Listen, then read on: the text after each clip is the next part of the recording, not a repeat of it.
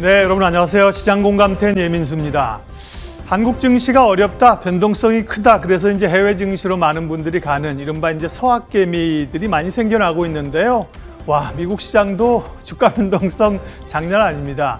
메타 페이스북이 26%가 하락하면서 나스닥 지수를 4% 가까이 끌어내렸고요. 스냅이라는 종목은 23%가 본장에서 하락했는데 시간에서 57%가 오릅니다. 와, 극강의 변동성인데요. 다만 변동성은 크지만 우리 시장은 나름의 내성을 좀 갖춰가는 것 같죠. 오늘 시장 흐름도 그렇고요. 우리 시장 열리기 전에도 밀렸지만 좀 견딜 수 있겠는데 이런 생각이 들었는데요. 이제 좀 밀려도 받아볼 만하다는 거죠. 물론 더 출렁거릴 가능성도 있지만 떨어지더라도 조금 받을 수 있는 자신감이 생겼다는 거죠. 투자자들이 대단히 다행스러운 오늘 흐름이고요. 오늘 시장 전략들을 세울 거고요. 네, 지수 확인해야죠. 네, 코스피는 1% 올랐습니다. 2,737.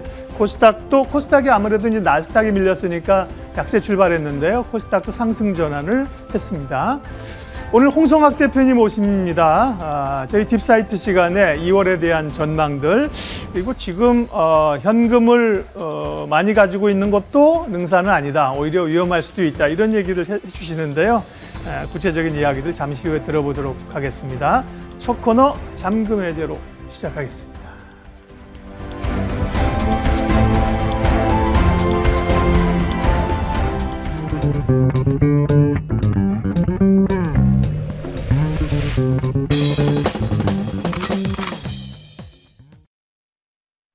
자, 잠금 해제 시작하겠습니다. 여러분들의 잠겨있는 포트폴리오 수익률을 시원하게 열어드리도록 하겠습니다. 오늘도 이분과 함께 하도록 하죠. 바로 KB증권 프라임센터 유영화 과장 나와 있습니다. 어서 오세요. 안녕하세요. 네, 안녕하세요.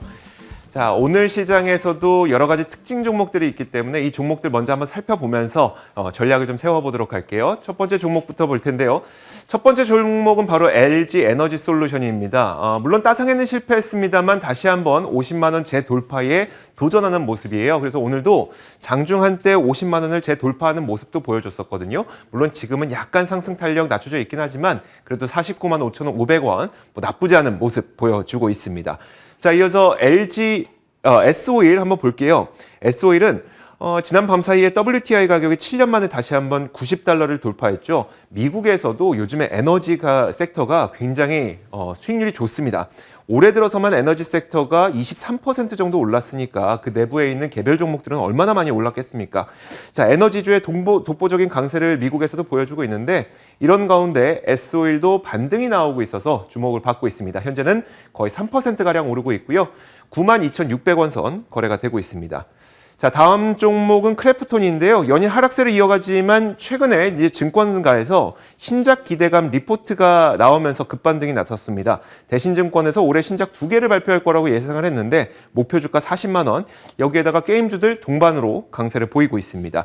자, 테림포장이 오늘 급격한 급등세를 보여주고 있죠. 15% 정도 급등하고 있는데 뚜렷한 뉴스는 안 보이지만 사회적 거리두기로 인한 택배 물량 증가에 대한 기대가 아닐까 이렇게 생각됩니다.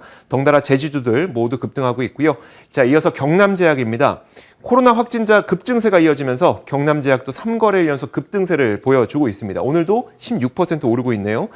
테마성이 짙긴 해서 섣불리 진입하긴 부담스럽지만 얼마 전에 의료기기 업체와 코로나 검사 키트 생산과 공급 계약을 체결하기도 했습니다. 자, 다음 종목은 바로 현대차와 기아인데요. 기아가 미국 조지아 공장에서 스포티지의 본격적인 미국 생산에 들어간다는 소식이 있었고 장 초반 반등세를 보이긴 했습니다만 지금은 약간 혼조권에 머물고 있는 모습입니다. 자, 이렇게 몇 가지 종목들 살펴봤는데 이 가운데 저는 지난 밤 사이에 아무래도 미국 시장에서 포드의 실적 발표도 있기도 했으니까 현대기아차에 대한 질문을 좀 드려보고 싶은데 사실 포드보다 현대기아차가 전기차 생산 더 잘하는 것 같긴 하거든요. 근데도 불구하고 포드 밸류에이션이 더 높다 보니까 이게 또 어떤 현상인가 궁금하기도 하고요. 어떻게 보세요? 예, 일단은 주가가 좀 현재보다는 좀 미래에 어쨌든 성장 가치를 보고 좀 움직이는 측면이 강하기 때문에 제가 볼 때는 좀 EV의 전략 이런 부분을 보고 조금 포드에 대한 어떤 선택이 더 강하다라는 생각이 있고요. 그다음에 이제 그 글로벌 경쟁사 대비해서 포드의 경우에는 이 EPS 그로스가 올해보다 내년이 더 상승을 하고 있거든요. 그런데 반대로 이제 현대나 기아 같은 경우는 그로스가 조금 이제 줄어드는 측면이 있기 때문에 그런 부분이 좀 강하다라고 말씀드릴 수 있을 것 같아요. 일단은 이제 제가 볼 때는 4분기 실적을 좀 확인을 해봐야 될 것 같은데요. 현대와 기아차의 4분기 실적을 한번 살펴봐 드리면 한마디로 말씀드리면 시장의 기대치가 있었는데 그에는 좀 부합하지 못하는 수준으로 발표를 했다라고 보시면 될 것 같아요. 영업이익이 현대차의 경우에는 한 1조 5천억 원 정도 발표를 했는데 연초 이후에 사실 좀 눈높이가 낮아져 있었는데 이마저도 좀 하회했다라고 보시면 됩니다. 그렇기 때문에 이제 주가가 그를 반영했다라고 보시면 되는데요. 실적 부진의 이유는 사실 다 잘 아시는 바와 같이 차량용 반도체의 수급, 그다음에 이제 그 부품 공급망 이슈 이런 부분들에 의한 생산 차질에서 비롯이 된 거고요. 거기다가 이제 원자재와 물류비 상승이 있었기 때문에 비용 증가가 상당히 있었다라고 보시면 되고요. 거기다가 수익 기여도가 상당히 높았던 내수와 북미 도매 판매 감소가 상당히 영향을 줬다라고 보시면 됩니다. 그래서 이로 인해서 결국에 이제 영업이익률이 상당히 중요한데 4.2%에 4분기에 그쳤다라는 점이 상당히 아쉬운 점이라고 보실 수 있고요. 다음은 이제 기아의 실적을 말씀드릴 텐데 영업이익이 1조 1,750억 원 정도로 마찬가지로 영업이익 컨센 기준을 좀 하회를 했다라고 보시면 됩니다. 그러니까 시장의 눈높이보다 좀 낮게 나왔다라고 보시면 되고요. 기아의 경우에는 우호적인 환율과 ASP 상승, 그다음에 믹스 개선의 긍정적인 요인에도 불구하고 현대차와 마찬가지인 이슈인 반도체 부족, 그다음에 가동률 하락과 물류와 원자재 비용 증가도 있었기 때문에 그런 부분이 실적 부진을 가져왔다라고 보실 수 있고요. 이로 인해서 사실 주가가 많이 지금 조정을 받은 상황입니다. 그래서 향후에 가장 궁금하신 부분은 이제 양사의 주가의 방향성일 텐데요. 향후 양사의 그 주가의 방향성의 키는 결국 실적과 멀티플의 상향에 달려 있다라고 판단을 하고 있습니다. 현재 양사의 밸류에이션은 현대차의 경우에는 이제 올해 예상 퍼 기준으로 해서 6.2배, 기아차의 경우에는 6.1배 수준인데요. 글로벌 피어 아까 보신 바와 같이 평균 퍼 대비해서는 양사가 저평가 상대로 판단이 되지만 이 주가라는 것이 저평가만의 매력으로는 상승하기에는 다소 좀 부족한 부분이 있다는 것을 잘 알고 계실 겁니다. 결국 주가 상승을 위해서는 뚜렷한 실적 개선을 보여줘야 할 것 같은데요. 양사가 연초부터 글로벌 경쟁업체들과 어느 정도 차별화될 정도의 반도체 조달에 대한 조기 정상화가 되는 모습 을 보여주거나 아니면 지속적인 ASP 상승과 같은 시장이 안심하고 동사를 매수할 수 있는 그런 긍정적인 시그널을 시장에 확인시켜 줄 필요가 있다고 판단하고 있는데 저는 이 지금 마지막 핵심 포인트라고 생각을 하는데요. 이 회사들이 결국에는 멀티플 재평가를 받기 위해서는 그룹 차원에서의 명확하고 조금 더 구체적인 미래 전략 제시가 좀 절실한 시점이라고 판단이 됩니다. 사실 실적도 실적이지만 시장은 이 부분을 상당히 더 원하고 있다고 판단이 되고 있고요. 2020년 말에 보스턴 다이나믹스를 인수한 이후에 모빌리티 기술 진전을 위한 어떤 대규모 투자나 외부 업체와의 협력, 그다음에 글로벌 피어 대비 공격적인 전기차 생산 목표의 상향과 같은 그런 모습이 현재는 좀 부재한 상황이라고 보시면 되고요.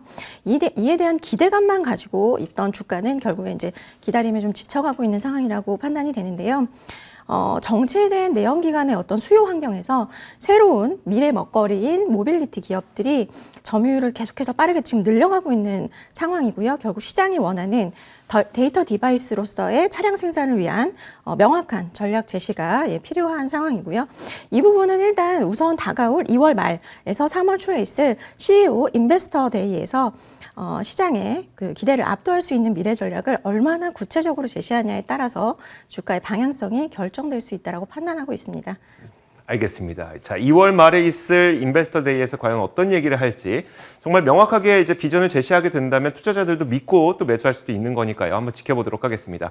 자, 그렇다면 오늘의 수익을 풀어줄 잠금 해제 종목, 첫 번째 종목부터 공개하도록 하겠습니다. 자, 첫 번째 종목이 바로 SBS고요. 이 SBS를 콘텐츠 유통기업으로의 레벨업이라고 키워드를 제시해 주셨어요. 어떤 내용일까요? 네. 그 SBS는 다들 잘 아시는 기업이기 때문에 별도의 설명은 필요가 없을 것 같아요. 민영 지상파 방송 사업자인데요. 기존의 SBS의 그 이익 구조는 보통의 그 방송 광고 수익이 한 51.2%, 지금 현재 사업 수익이 48%인데 이 회사를 제가 이제 긍정적으로 보는 요인은 기존에는 광고 수익에서의 의존이 상당히 높았다라고 보시면 되는데 현재는 이제 콘텐츠 유통 성격의 매출인 사업 수익의 성장이 상당히 많이 올라왔다라고 보여집니다. 여기서 말하는 이제 사업 수익이 무엇이냐? 온라인 수익이라고 보통 얘기를 하는데요. 우리가 잘 알고 있는 유튜브나 웨이브향, OTT 웨이브향 매출을 얘기를 합니다. SBS가 이제 콘텐츠를 해당 플랫폼에 유통을 하죠. 그럼 이제 그 대가로 유튜브에서 조회수에 대한 광고 수입을 이제 수치를 하게 되는데요. OTT 같은 경우는 이제 웨이브향으로 유료 가입자의 구독 수익의 일정 부분을 이제 수치하는 구조라고 보시면 될 것 같습니다. 그래프에서 보시다시피 계속해서 유튜브와 웨이브향 매출액 추이와 전망이 상향되고 있는 것을 보실 수가 있을 겁니다. SBS 같은 경우는 유튜브의 경우에는 2018년도 에는 20억 원 정도의 매출에 불과했는데요. 21년도에는 한 300억 수준으로 급성장을 이뤄냈고요. 웨이브의 경우에는 2019년도 100억 원에서 2020년도 1년 사이에 220억 원 수준으로 급성장 중이라고 보시면 될 것 같습니다. 제가 이해를 돕기 위해서 동물농장 유튜브 조회수를 좀 캡처를 해왔거든요. 네. 잘 보이실지 모르겠는데 화면 뷰를 보시면 여기 지금 동물농장을 이제 편집해가지고 올려놓은 유튜브의 그 영상인데요. 첫 번째 콘텐츠는 6,707만 회. 네. 그리고 두 번째 콘텐츠는 5,600만 회. 네. 네, 그러네요. 그러니까 보고 또 보고 보고 또 보고 그러니까요. 하시는 거죠. 네. 그래서 근데 이 영상에 이제 주목을 해야 될 부분이 이런 거예요. 이 영상을 제작하는 데에는 별도의 비용이 크게 들지를 않습니다. 네네. 왜냐하면 이미 만들어져 놓은 이 컨텐츠를 가지고 편집만 해서 이제 올려놓으면 이렇게 조회수가 잘 나오는 거기 때문에. 사골이네, 사골. 예. 계속 우려먹을 수 예, 있는. 그렇습니다. 그래서 기존 이제 그런 이 부분에 있어서 이제 마진이 상당히 높은 매출이 지속적으로 늘어나고 있는 구조라고 보시면 되고요. 그렇기 때문에 이러한 부분들, 온라인 수익에 대한 어떤 지금 전망 상향 그런 부분은 상당히 좀 긍정적으로 보셔도 좋을 것 같다라고 생각이 들고 있습니다. 알겠습니다. 이제 두 번째 포인트를 공개할 텐데 두 번째 포인트는 뭘까요? 자, 자회사인 스튜디오 S에 주목하라. 스튜디오 S가 뭐죠? 예, 드라마 제작사 네. 자회사라고 보시면 되는데요. 지난 작년 5월이죠. TY홀딩스와 SBS 미디어 홀딩스의 합병이 있었습니다. 이 합병의 목적은 이 지주사의 행위 제한 요건을 해소하는 데 있었는데요. 이 합병 이후에 SBS의 자회사들은 이 TY홀딩스의 증손회사에서 손자회사로 위치가 변경이 되었습니다. 이 부분은 무엇을 의미하느냐? SBS의 자회사들에 대한 지분을 이제 100%로 유지를 하거나 추가 확보를 할 의무가 사라졌음을 의미를 하거든요. 현재 스튜디오 S의 경우에는 현재 자기 자본이 281억에 불과합니다. 그렇기 때문에 지금 이제 그 드라마 제작사 피어 어떤 스튜디오 드래곤이나 제이 컨텐츠나 이들 대비해서 자본력으로 상당히 불리한 상황에 있다고 보시면 됩니다. 제 스튜디오 드래곤은 6,800억 원 수준이고요. 거기다가 JTBC 같은 경우는 5,400억 수준이기 때문에 상당히 불리한 수준인데 이제 향후 스튜디오 S가 본격적으로 드라마 제작 편수를 확대를 하기 위해서는 이제 외부 자본 유치가 지금 현재 절실한 상황으로 있기 때문에 외부 자본 유치가 향후에 긍정적으로 이제 진행이 될 경우 이 스튜디오 S의 자회사 가치 현재 뭐 5천억 수준이라고 얘기를 하고 있는데 추가적인 레벨업이 가능하다라고 판단을 하고 있고요. 마지막으로 최근에는 이제 4분기 실적이 좀 안 좋게 나오면서 주가가 조정을 상당히 받았습니다. 이를 결국에는 이제 위기로 봐야 될까, 기회로 봐야 될까가 상당히 중요하다라고 생각을 하고 있는데요. 4분기 실적을 보면 컨센서스는 한 446억 정도 나왔었는데 실제 발표된 영업이익 33억 원을 크게 이제 하회를 했습니다. 그렇기 때문에 주가를 조정을 받았는데 한국 기업들의 특성 중에 하나는 4분기에 대부분의 많은 비용을 좀 떨궈내는 특성이 있습니다. SBS도 마찬가지로 일회성 비용이 좀 컸다라고 볼 수 있는데요. 이 중에 이제 명예퇴직 비용, 그다음에 뭐 성과급 보통 연말에 많이 지급을 하기 때문에 이 부분이 이제 일시에 반영된 효과라고 볼 수 있고요. 하지만 이제 이 그 컨센 하회가 이 실망을 할 것이냐, 기회로 볼 것이냐를 봤을 때 저는 이제 기회라고 생각하는 부분이 매출액의 질적 개선이 있었다라는 점에 주목을 하셔야 될 것 같고요. 주가가 이제 일단 그만큼 조정을 받은 상태이기 때문에 결국 시장이 원하는 SBS의 성장 포인트, 컨텐츠 유통의 매출 성장인데 4분기 매출을 들여다보면 국내외 판권 유통과 온라인 수익 호조, 거기다가 견고한 TV 광고 성장이 있었기 때문에 이런 부분은 조금 긍정으로 보셔도 되지 않을까라고 판단이 되고 있고요. 이 회사가 사실은 이제 그 기관들에게 이제 좀 주목을 받지 못했던 이유는 과거에는 버는 거 대비해서 상당히 들쭉날쭉했던 영업이익이었어요. 그래서 도대체 얼마를 벌지를 모르는 기업이기 때문에 안심하고 살 수가 없었던 거죠. 네. 그런데 작년부터는 이 이익 체력이 확 달라졌습니다. 이 안정적인 온라인 수익이 좀 받쳐주는 부분이 있으면서 상당히 이제 안정적인 수익을 꾸준하게 내고 있기 때문에 작년에 이어서 올해도 안정적인 수익 내는 부분을 분기 단위로 보여주게 된다면 제가 볼 때 SBS의 가치는 충분히 재평가될 수 있다고 판단하고 있습니다. 알겠습니다. 자, 이렇게 잠금 해제 첫 번째 종목으로 SBS를 설명을 해주셨고요. 이어서 다음 종목 공개하도록 하겠습니다. 자, 그러면 제가 한 가지 놓쳤네요. 가장 중요한 게 목표 가격 전략이요. 가격 전략. 네. 목표가는 51,500원을 제시해드리고요. 손절가는 35,000원을 제시해드리도록 하겠습니다. 이걸 놓치고 갈 뻔했네요. 큰일 날 뻔했네요. 자, 다음 종목 보겠습니다. 다음 종목은 바로 넥스틴인데요. 넥스틴에 대해서는 저도 확 끌리는 키워드예요. 네. 모건 스탠리도 픽했다. 어떤 내용일까요? 예, 모건 스탠리가 최근에 이제 지분 공시를 하면서 주목을 받았는데요. 저는 일단 첫 번째로는 반도체 장비의 국산화 수혜주를 좀 주목을 해보셔야 된다고 판단이 되는 게 반도체 장비 국산화는 현재 반도체 관련 기업의 좀 장기 트렌드라고 보시면 되거든요. 그래서 이에 부합하는 종목에 좀 주목을 해보셔야 된다라고 판단을 하고 있고 그게 이제 넥스틴이라고 저는 보고 있는데요. 지금 기사 하나를 제가 가지고 왔어요. 작년 4월에 기사인데요. 현재 국내 소재 국산화는 조금 빠르게 진행이 되고 있는 상황인데 아직까지 장비의 국산화는 상당히 진척 속도가 더딘 상황입니다. 왜냐하면 기술력이 워낙에 차이가 좀 있고 그런 부분이 있다 보니 삼성전자나 SK 하이닉스 내부에서도 그래서 소재 국산화, 장비 국산화에 대해서 내부에서 계속 진척 상황을 체크를 하는 그런 지금 상황이거든요. 이 넥스틴이 만들고 있는 이제 패턴 결함 검사 장비는 그동안 미국 기업 KLA가 90% 이상 독과점하는 시장이라고 보시면 될 것 같아요. 일부 이제 나머지 10%는 일본의 히타치라는 기업이 담당을 했었고요. 그래서 이 안에서 이 촘촘하게 이제 독과점하는 시장에서 이 넥스틴이 점유율을 조금씩 늘려가고 있는 상황이라고 보시면 되는데 넥스틴이 무엇을 하는 회사입니까? 좀 궁금하실 것 같아요. 이게 제일 중요한 거고 이 반도체 소자의 패턴을 형성하는 과정에서 이 결함을 검사를 하는 장비를 만드는 기업이라고 보시면 돼요. 상당히 어렵습니다. 그렇기 때문에 제가 한마디로 쉽게 설명을 드릴 거예요. 쉽게 말씀을 드리자면 틀린 그림 찾기를 하는 기업이다. 틀린 그림 찾기를 하는 장비를 만드는 기업이라고 보시면 되는데요. 설계도가 있습니다. 그 다음에 동일하게 웨이퍼에 정규 회로가 잘 형성이 되었는지를 검사를 하는 장비라고 보시면 되는데요. 이 장비 이름이 이지스라고 합니다. 검사 장비 검사 방식은 이게 사실 첩보위성에서 가져온 기술이에요. 그래서 상당히 고난이도 기술인데요. 자외선보다 짧은 딥 UV를 사용해서 사진을 찍고요. 사진에서 시간대별로 달라진 부분을 이제 찾아내게 되는 방식을 가지고 있는데요.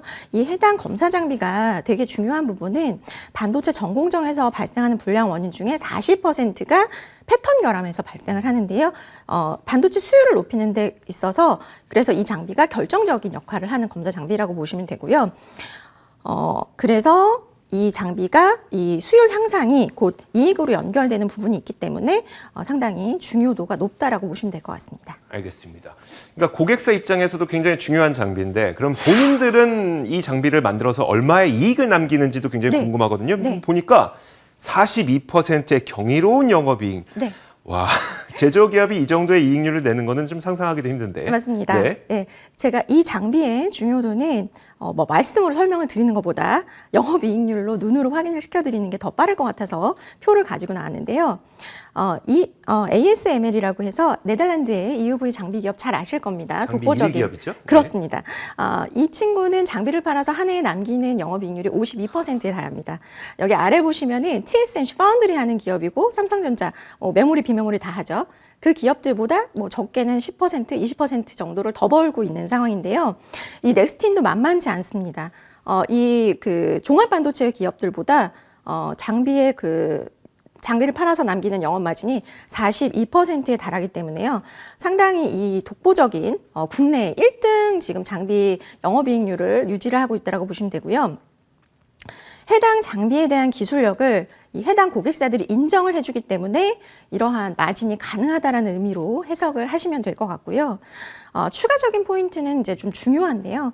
미중 갈등의 수혜도 이 기업이 현재 받고 있는 상황입니다. 왜냐하면 현재 미중 갈등으로 전략 물자의 경우에는 중국 반입이 지금 금지되고 있는 상황을 잘 아실 겁니다. 그렇기 때문에 중국의 반도체 기업 경우에는 넥스틴 이외에는 이 검사 장비를 공수할 수 있는 대안이 없습니다. 그렇기 때문에 넥스틴의 장비가 중국향으로 현재 마진율이 상당히 높게 나가고 있는 상황이 있다라는 거 체크를 해두시면 좋을 것 같고요. 당분간은 이러한 기조가 좀 이어지지 않을까라고 예상을 하고 있습니다. 그래서 올해 실적을 마지막으로 체크를 해드리자면 예상 영업이익 한 330억 수준 무난하게 달성할 수 있지 않을까라고 예상을 하고 있습니다. 알겠습니다. 이건 놓치지 않을게요. 넥스틴의 가격 전략은 어떻게 될까요? 네, 목표가 72,000원, 손절가는 54,000원 제시해드리겠습니다. 알겠습니다. 자, 이렇게 잠금 해제 두 가지 종목 SBS와 넥스틴 두 가지 종목을 소개해 주셨습니다. 지금까지 KB증권 프라임센터 유영화 과장과 함께 이야기 나눠봤습니다. 고맙습니다. 네, 감사합니다.